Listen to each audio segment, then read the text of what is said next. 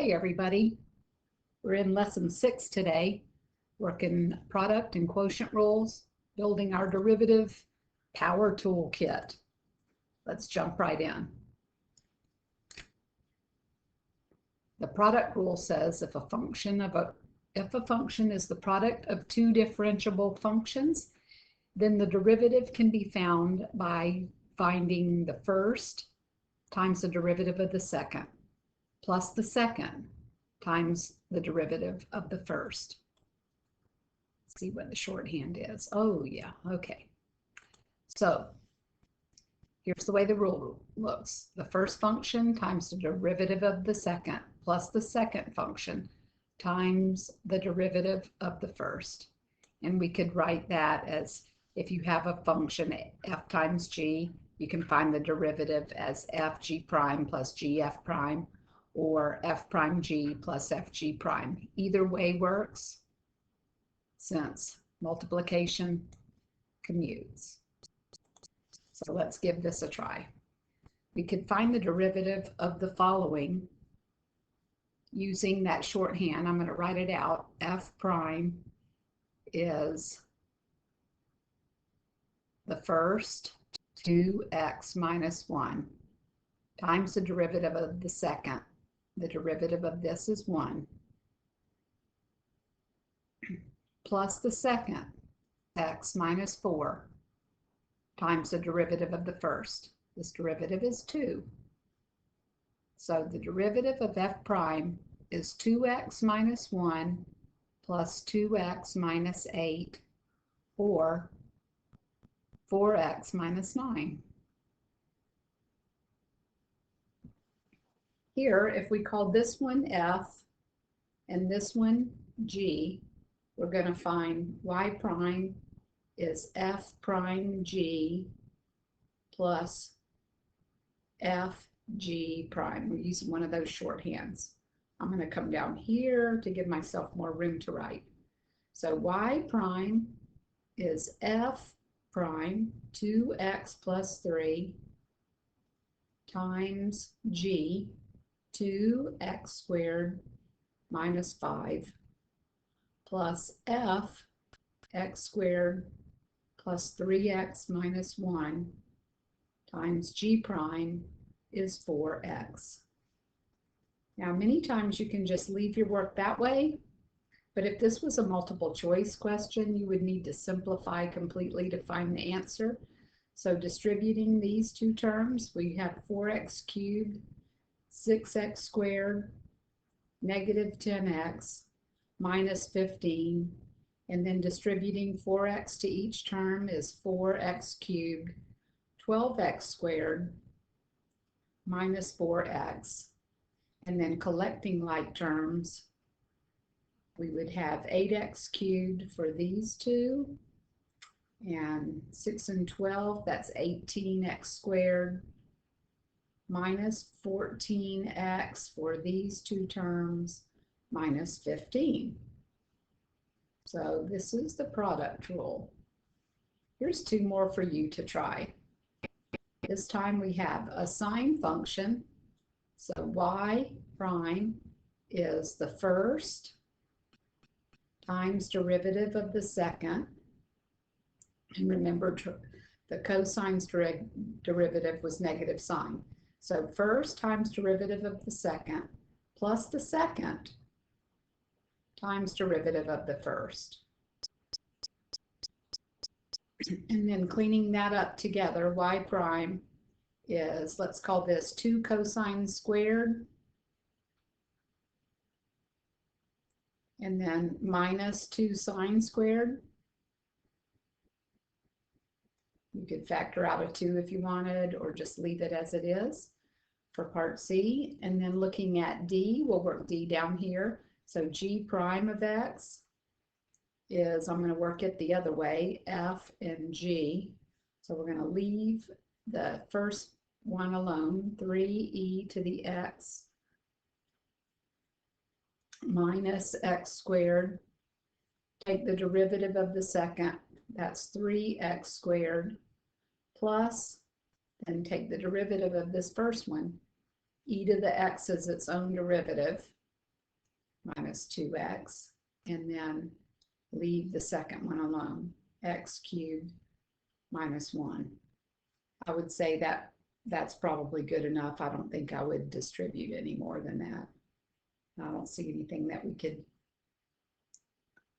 factor out except maybe a 3e to the x and a x, but okay, we'll say that's good enough.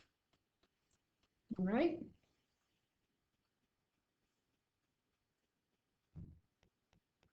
So the product rule is hard to mess up since, like I said, multiplication and addition are both commutative properties. It's just easy to take turns on the factors, one derivative at a time for each term, and you're done. But here's the problem. We don't want to confuse the product rule with the limit properties. The product rule can't be stated this way. You can't say the derivative of a product is the derivative of the first times the derivative of the second. That doesn't hold true. So just hang on to that and remember that as you're working through these. The quotient rule is a little bit different. If you have two differentiable functions, then the derivative is the denominator times the derivative of the numerator minus the numerator times the derivative of the denominator, all over the denominator squared. Here's the shorthand if you want to take a look at it. Denominator times derivative of the numerator minus numerator times derivative of the denominator, all over denominator squared. Or some people like to use the little mnemonic high divided by low. It's low d high minus high d low over low low, di meaning derivative of the denominator times the derivative of the numerator minus the numerator times the derivative of the denominator divided by the denominator squared. The bad part about mnemonics sometimes is that you forget which comes first. Do you start with high d low or low d high? So, you know, I caution you on that. Just be careful. So here we can use that quotient rule. Find g prime of x. Denominator times derivative of the numerator minus the numerator times derivative of the denominator, which is 1, all over denominator squared. Now, I'm going to tell you this. See that difference right there? Never, never, never, never, never, never, never, never cancel between a sum or a difference. So that little rule doesn't work. Be careful. That's one of the biggest mistakes I see students make.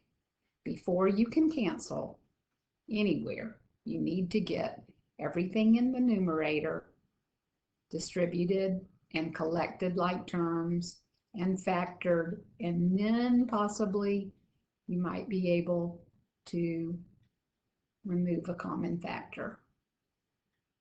I believe in this case that won't work. There's going to be nothing common to them. So g prime of x turns out to be what? 4x cubed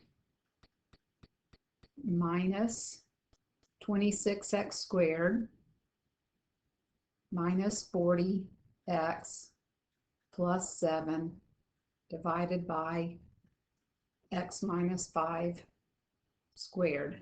Let's make the 40 look a little bit better.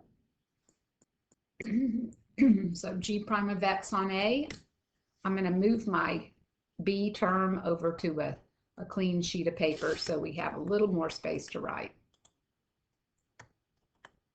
So on example B, we'll practice this one with the mnemonic. Start on the low first. So low d high minus high d low all over low low. Collecting like terms, e to the x is a common factor. There's x squared minus 2x, so minus 2x plus 1. Whoop.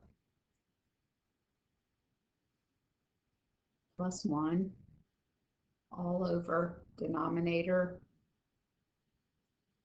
squared. This term does factor. I can factor that, but you'll see when I do factor it, there's nothing common between the numerator and the denominator.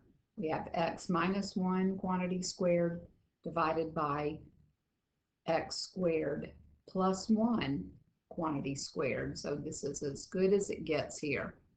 Quotient rule. Letter C, we got f prime of x, so denominator times derivative of the numerator. That's a little messy. Denominator times derivative of the numerator minus numerator times derivative of the denominator. That's just 1 all over denominator squared. And you can clean that up.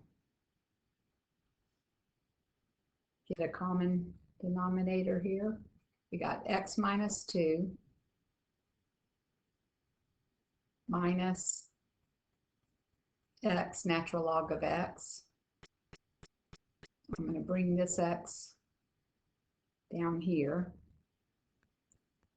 X minus 2 quantity squared. And the way I did that was I gave this term that common denominator. So I left the x here, and then this common factor 1 over x, we pulled it out in the front, so it distributed here. Follow along with that. So letter C. And then same thing on letter D. We're going to pull that one to another page. Give ourselves more room to write. Letter D.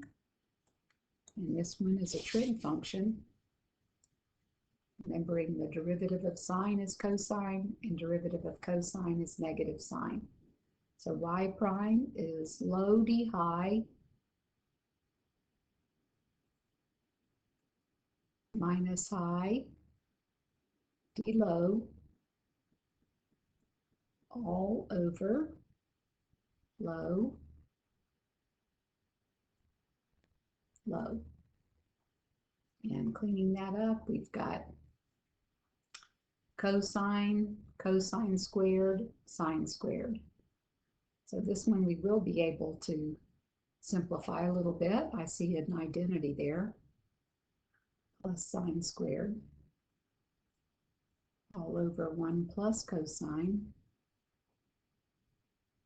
quantity squared.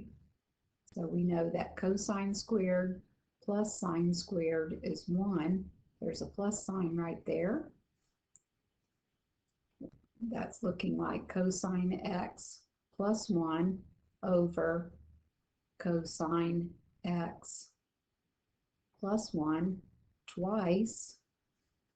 This would remove one of those factors, and simplifying, we would end up with y prime 1 divided by 1 plus cosine x. So just be careful with your algebra. Okay, now here's another little thing to think about. Subtraction doesn't commute. You have to be careful with the quotient rule. The quotient rule is not derivative of the numerator divided by derivative of the denominator. And we have, my friend's favorite is not high and low. Hers is high ho. So ho d high minus high d ho over ho ho. I promised her I would include that one as a choice for all of you mnemonic lovers out there. Okay, let's find an equation of the tangent line to the graph of f at the point 0, 1. So we haven't done tangent lines in the last couple of days. Finding the slope of the tangent line is finding the derivative. Denominator times derivative of the numerator minus numerator times derivative of the denominator all over denominator squared. Now you could do one of two things. You could stop here and plug 0 in for every x. Or if you want, you can combine like terms to get sine squared minus sine plus cosine squared and divided by 1 minus sine quantity squared. Here's my 1 again. Sine squared plus cosine squared is 1. So we end up with 1 minus sine x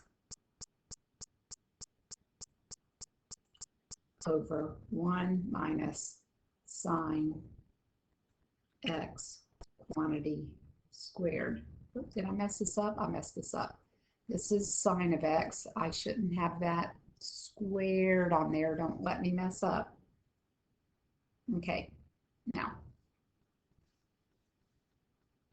substitute our value for f prime of x. We want to know the f prime of 0 since our ordered pair is 0, 1. This is our point. We need the slope. To write the equation of a line, we need a point and a slope. What's the sine of 0? And 1 minus the sine of 0, quantity squared. Well, the sine of 0 is 0. So 1 divided by 1 is our slope. Point, slope. Writing point slope form. F of x. Well, we don't want to call it f of x because this one was called f of x. So let's call our tangent line g of x. And that's y2 minus y1. So I have the point 0, 1, and I have a slope of 1. So 1 times x minus 0 plus my y term 1. That gives us the tangent line is x plus 1. Equation of the tangent line. Right here. Easy. In example 4, we're going to look at the quotient rule and actually derive how to find cosecant, secant, and the other trig functions. So think about cosecant is really 1 over the sine of x, 1 over sine of theta in this case. And I can use the quotient rule to find the derivative of cosecant if you don't know cosecant just quite yet. So let's think about this. Denominator times derivative of the numerator, that's 0, minus the numerator times derivative of the denominator, all over denominator squared. So this piece goes to 0, and then we only have f prime of theta is -1. And I'm going to break this up because I've got a sine squared. So I'm going to think about this as sine times sine and say -1 over sine times cosine over sine. So we have negative cosine divided by sine squared. And then you can think about this piece right here, that 1 over sine is cosecant. So the derivative of cosecant is negative cosecant. And what's cosine over sine? Cotangent. Eventually you'll memorize these, they're not that bad. But if you ever forget, you can use identities and rewrite your function so that it's a quotient and then find the correct derivative using or applying the quotient rule. So let's try this one. Secant is the same thing as 1 over cosine. 1 over cosine. F prime of theta is denominator times derivative of the numerator, so that's gone, minus numerator times derivative of the denominator all over the denominator squared. And we're going to do the same thing again. Let's separate these two fractions, pull this cosine to use it once with the negative 1 over cosine and once with the negative sine divided by cosine. And then you can see we don't really need the two negatives. That's a positive. So derivative of secant is secant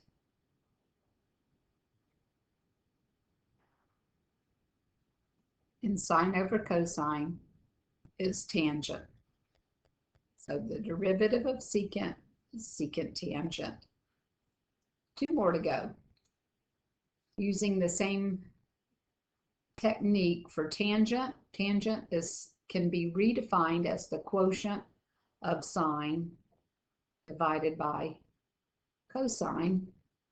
So f prime of theta is low d high minus high d low over low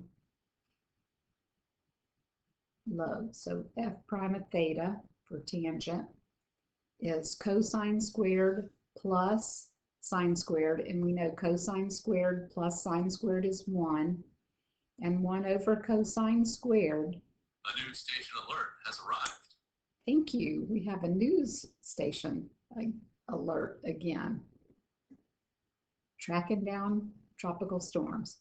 So the derivative of tangent is secant squared. And then our last one, cotangent, it's going to be the same thing, only different. Cotangent is cosine divided by sine. So the f prime of theta is denominator times derivative of the numerator minus numerator times derivative of the denominator divided by denominator squared. And cleaning all of that up again, we have negative sine squared, and I'm going to pull the two negatives out, this negative and this negative. So negative sine squared plus cosine squared is going to give us 1 again over sine squared. So f prime of theta is negative 1 over sine squared, and 1 over sine squared is cosecant squared. Derivative of cotangent is negative cosecant squared. Okay? So eventually you'll memorize those, but for right now, we've just derived every single one of them. We said derivative of sine is cosine. We proved that last class.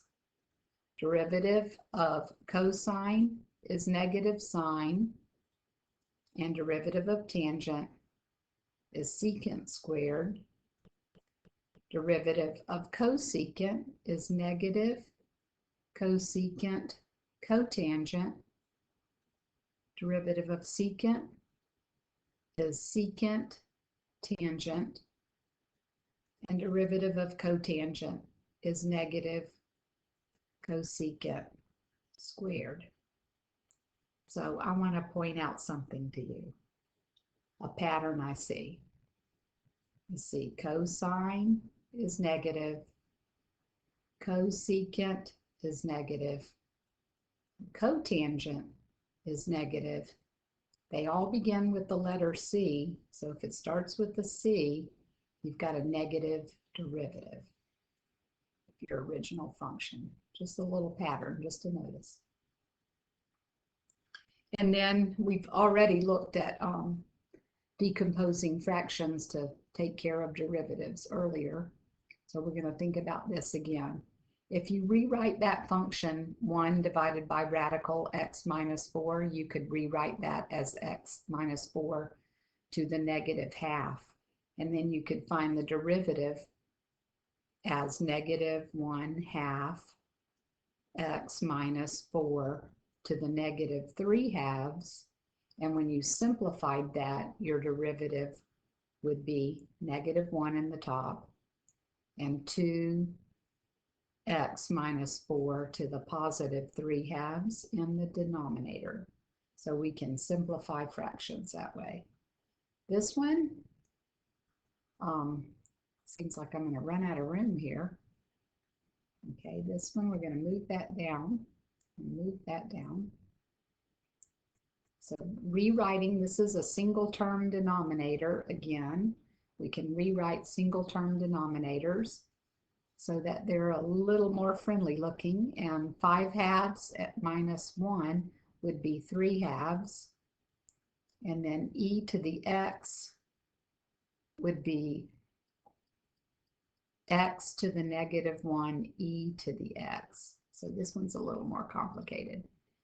When I take the derivative, this is 6 times 3 divided by 2. So our derivative is going to turn out to be 9x to the half power. And this is a product rule because I've got the product of two things instead of doing quotient rule. So we could rewrite that and take care of it with the product rule. So that would be first times derivative of the second. So first times derivative of the second plus the second times derivative of the first, which would be negative. That would be negative. Oh, it's hard to write in this tiny little space here. I'm going to erase that so it doesn't confuse you. Hold on a minute. That's too tiny to write in there. Okay, so we're going to say y prime, excuse me.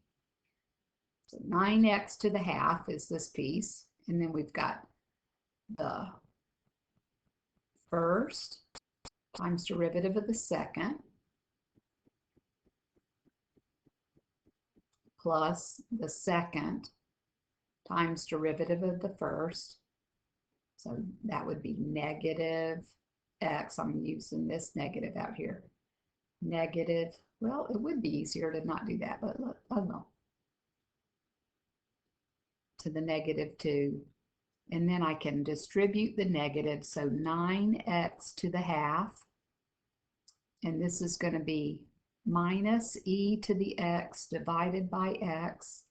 And this is going to be positive e to the x divided by x squared. Y prime is this.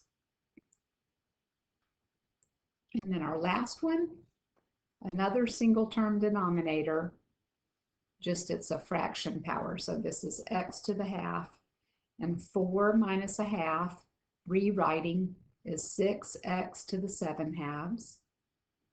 Cubed minus a half, so 3 minus a half is 2.5. And then I've got 2x to the first minus x to the half. So that's x to the half. So this is the rewrite step. And then the derivative step. 21x to the 5/2, because 42 divided by 2 is 21. And 2.5 x to the 3/2.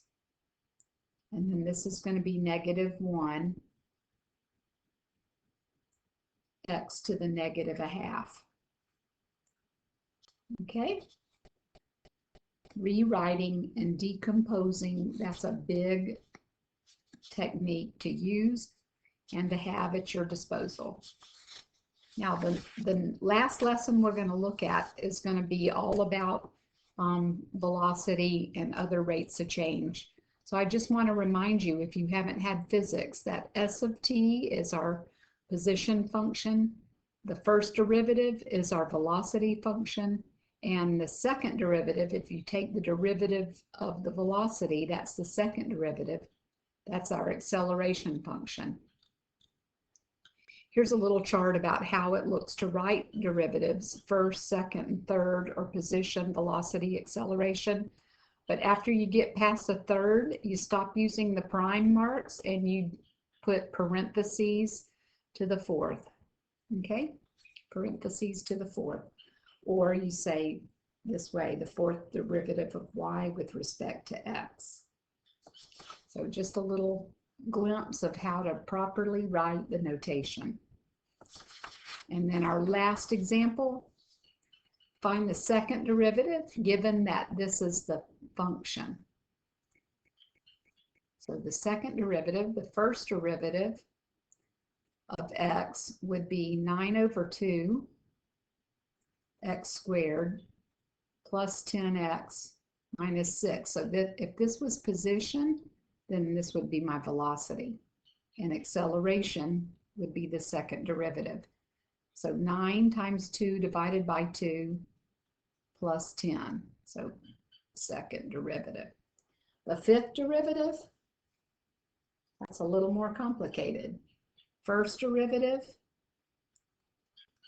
negative 12x cubed plus 21x squared minus 10. Second derivative is negative 36x squared plus 42x. Third derivative, negative 72x plus 42. You see where this is going?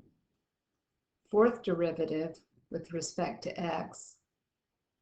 And then fifth derivative is a constant, is 0. Okay?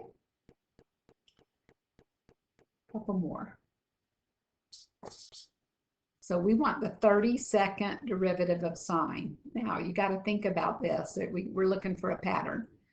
The first derivative is cosine. The derivative of cosine is negative sine. The derivative of negative sine is negative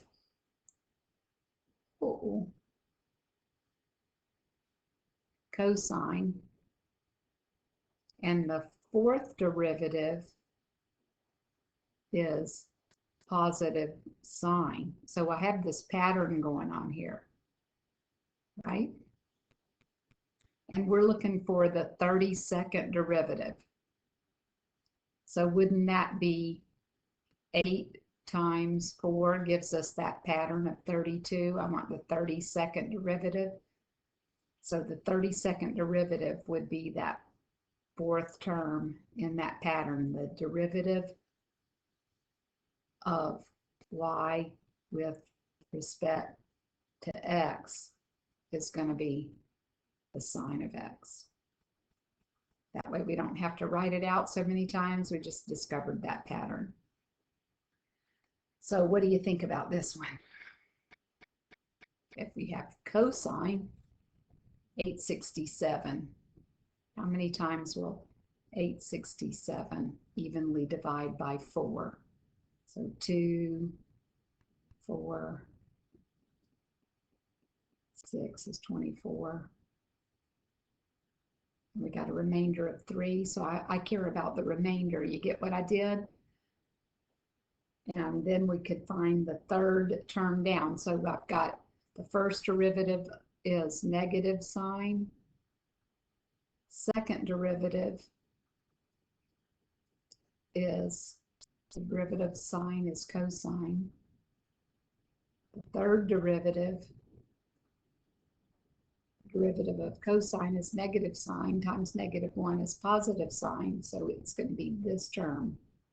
And then the fourth derivative is back to cosine. So our 867th derivative of cosine is sine. Oh my, that's funny. And then our last example. If a potato launcher fires a potato downward from the top of a 112-foot building, the potato hits the ground in 2 seconds. So we know the position at 2 seconds is 0. We want to find the initial velocity. That's this amount. That the position function is s of t is negative 16 t squared plus v sub naught t plus 112. So what would happen if I put 2 in there and 2 plus the velocity at 2 plus 112? Well, we know that this has to be what? 16 times 4, that's negative, let's see, 16 times 4, that's negative 64 plus 112. What's that, 48? Plus 2v sub zeros. But we also know that the position at 2 is equal to 0. So 2v sub naughts would be negative 48. So v sub naught would be negative 24 feet per second. Feet per second. And let me point out something. See why the velocity is negative? Because it was being shot downward. And that's going to be the last lesson coming up next time in this unit on basic derivative rules. See you later.